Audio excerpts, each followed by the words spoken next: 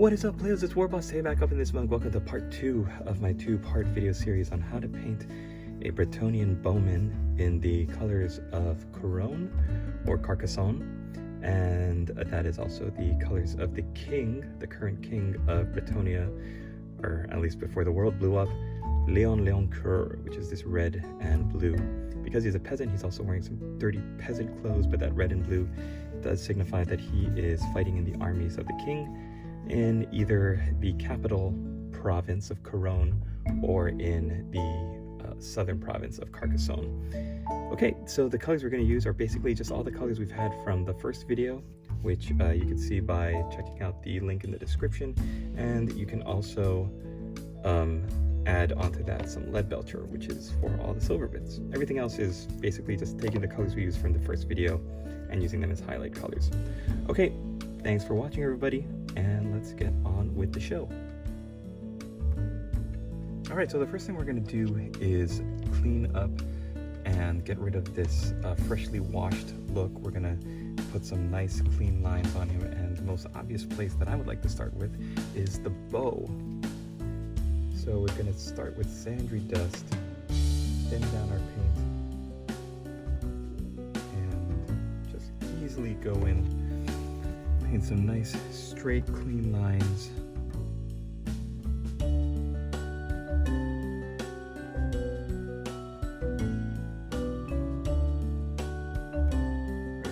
Right, vertical, up and down.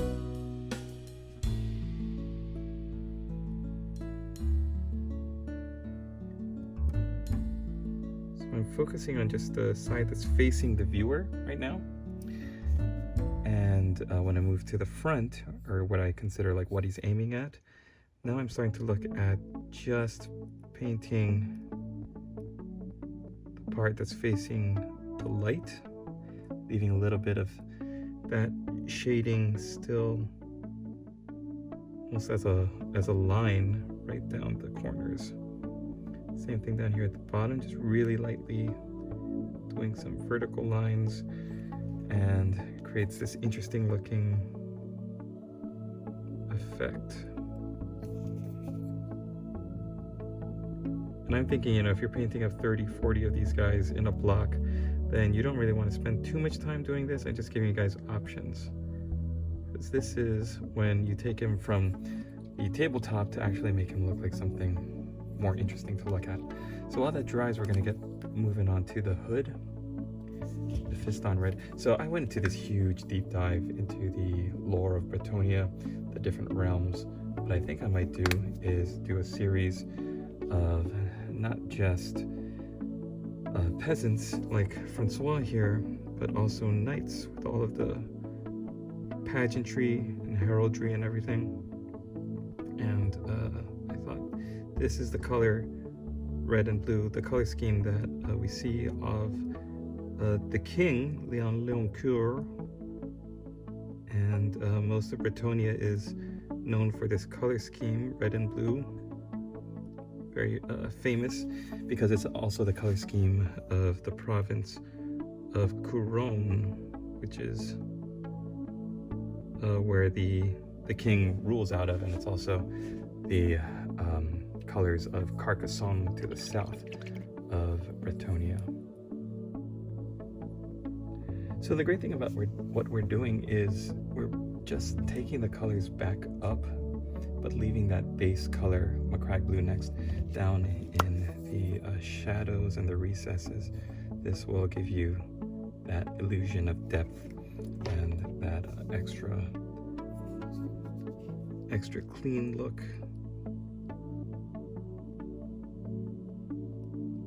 So I'm focusing my colors on where the light would be naturally coming from the sun, which I usually do as above and to the right of the miniature. So if the sun is up here shining down, then I would be putting most of the paint in the folds right there in the upper right, and I'm leaving the shadows down here in the lower left and underneath the flap of that hood.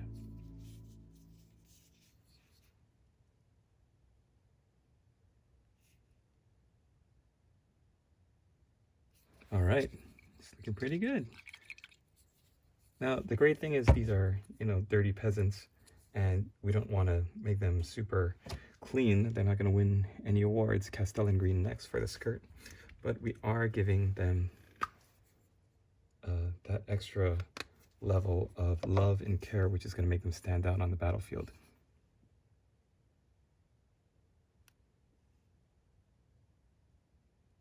So for this, what I'm doing is I'm doing a series of short strokes, and I'm just feathering the paint so that it looks like the cloth is rough and not very supple,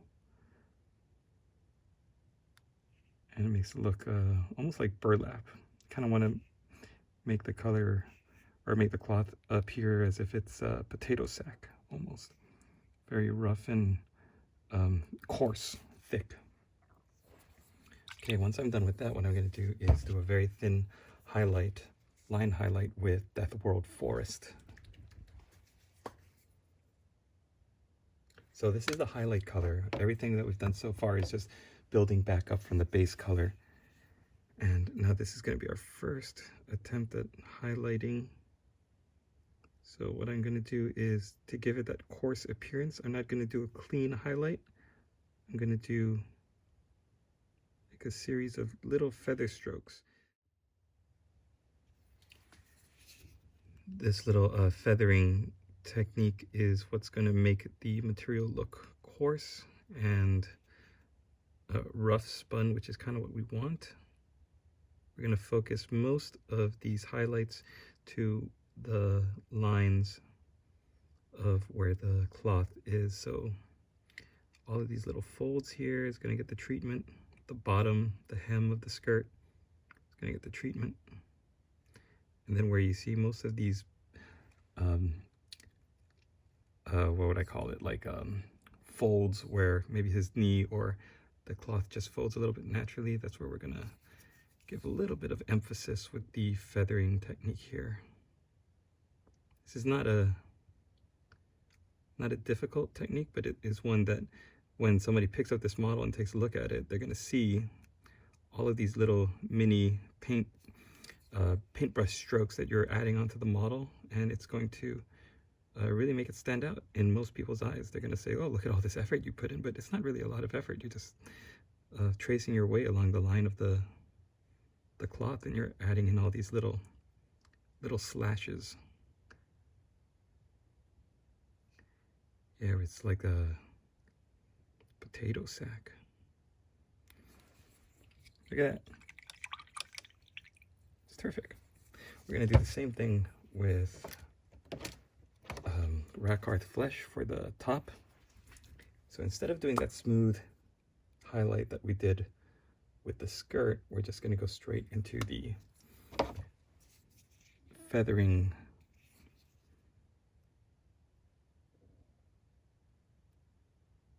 And because the top is meant to look like this, off-white, beige looking top, then this feathering technique is going to make the material look just really worn and weathered and beaten. Just really, really good. Now, if you think your paint is going on a little thick, looks a little gloopy, then by all means go and work it back down. Take another application of Agrax Earthshade across. I think for my purposes though, guys, I'm really liking how this looks.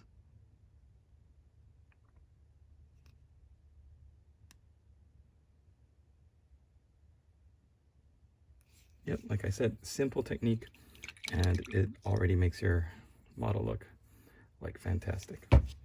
So we're going to hit all of the browns now, all of the brown areas. Next I want to go to the wrappings and the bandages. So we're going to take that Mournfang brown,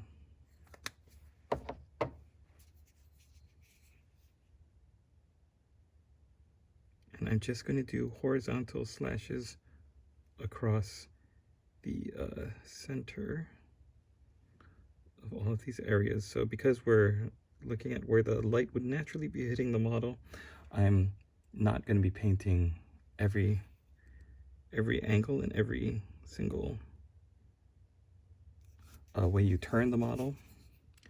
Really just focusing on certain angles of it.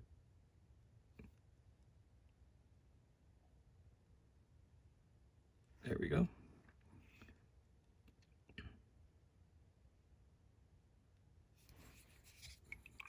Looking good. So most of the model I think looks pretty good. I'm gonna take, okay, here's a little trick. The belt we painted in Steel Legion Drab. I'm gonna be taking Zandri Dust and doing the highlight with Zandri Dust. So you could see how the rope has natural highlights from where we added the Agrax Earthshade. All I'm doing is taking this Zandri Dust and a little too much on my brush. We're just gonna pick out these little parts of the rope right across the front.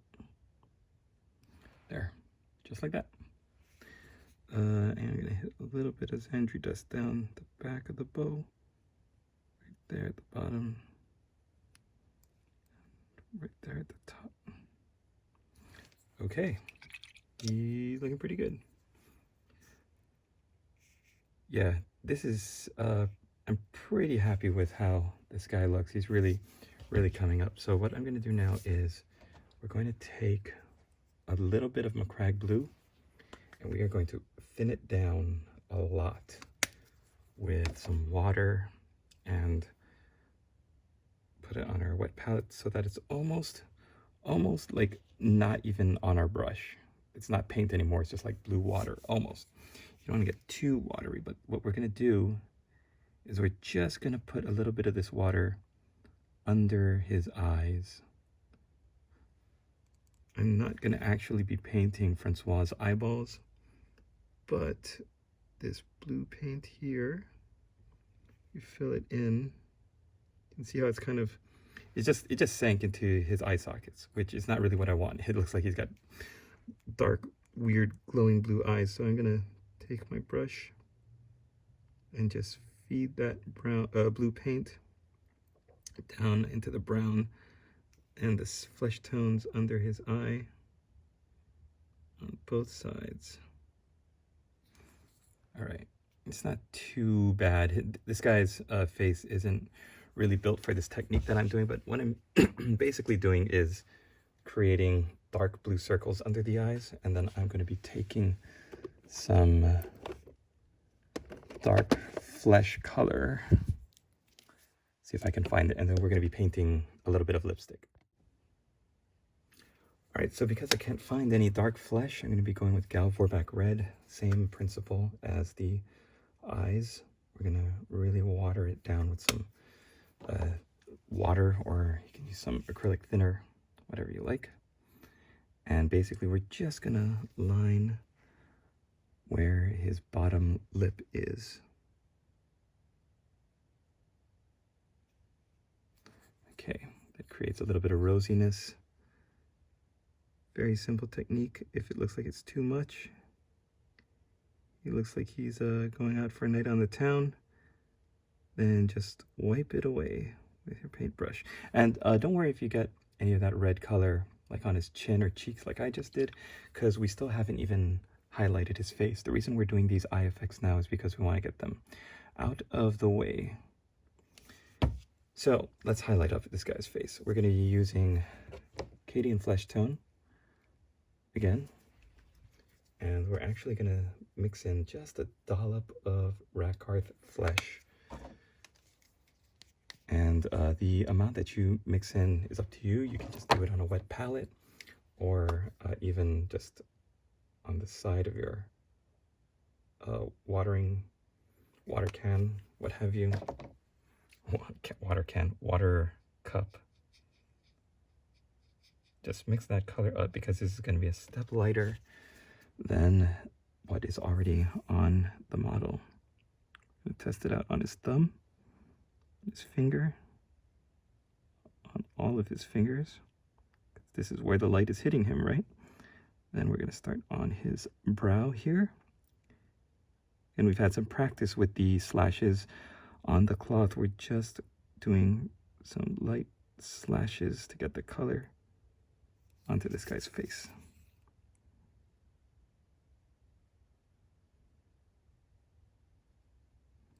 This is a very sickly peasant. He's used to being pale and sickly all the time, so don't be afraid if you get that paint like right there on his blue collar. It's okay. Just go back in later and clean it up. So that's what I'm gonna do. Take a little bit of McCrag blue and just clean up this spot right here.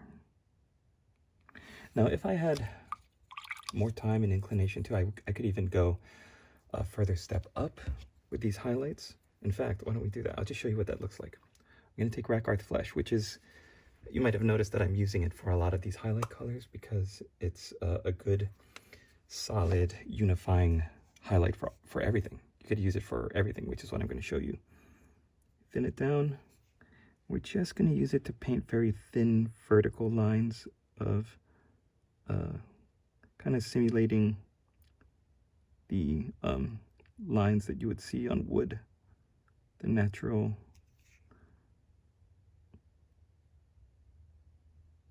little lines right there. If you don't really see it, that's okay. We're going to just feather the effect there instead of doing those lines. And yeah, I'm quite happy with that. So you can decide if you want to do that natural wood looking color or just as a general highlight. We're going to take a little bit more of that Rack Art Flesh and we're going to do some very, very fine highlights to his skirt. Again, just doing little slashes.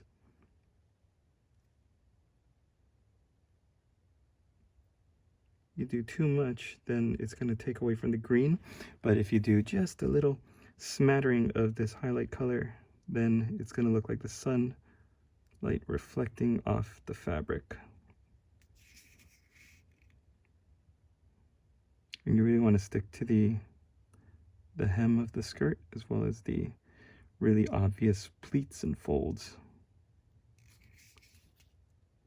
You want to brush with a good solid tip also. All right. So I think the last thing we're going to do, just for a little bit of spiciness, we're going to take some lead belcher. You can also use Iron Warriors or any kind of silver, dark silver. You don't want to go, you're not doing like a Storm Host silver. And you might have seen some of these studs on his hood. Did someone say studs from the hood? Oh no, Lewis. Oh, I must say, I heard a rumor that you were back. Yes, I'm back. We're also going to be doing the tips here of his bow. So the thing about this is that silver draws the eye. Like any kind of metallic color on a model is going to draw the eye. So by adding it to just the edges, the points of the bow, we're not covering the model with silver color. It's not like he's got any silver to color anyways, but you can see that the light reflecting off those bow tips as well as the little studs on his hood really draw your eye to this model. Yeah, so as I was saying, I'm gonna hopefully be planning on painting more of these peasants as well as knights in the various colors of the provinces of Bretonnia in celebration of, or in anticipation of the upcoming Old World game. I think it would be fun to go over the color schemes for these different provinces. Now, the funny thing is that the peasants are mostly going to be looking the same, like this guy, but with different colored hoods. The real test is going to be painting some knights, because the knights are just basically all dressed up in the colors of their province. So that will be fun. All right, not much work, just a little bit of cleaning up and tidying up, and then we're basically done with getting your model from where he was at the end of the last video, battlefield ready, to parade ground ready. He looks like he's ready to be put on a table in a display cabinet somewhere. And if anything, we might want to gussy up his base. It looks like the glossiness has gone away in the past 24 hours, so that's pretty cool. It looks like dried mud, and I'm pretty happy with it as it is. If I wanted to add some more interesting elements to the base, what I might do is add some gloss varnish to simulate the look of like puddles or just wet mud. There's a number of things you could do. You could even add a little bit of grass, like if it had been churned up except for this one area, then you could be standing in some grass. It's really up to you. The imagination is your limit. If you think your model is ever in need of going back down, like there was too much highlighting done, it looks a little cartoony, then the easiest fix is go back to your shades, which was Rakelin Flesh Shade, Agrax Earth Shade, and Nuln Oil, and drop it back down. So there you have it. I hope you guys enjoyed this video, taking your miniature from battlefield ready to parade ground ready. Thanks for watching, and we'll see you in the next video.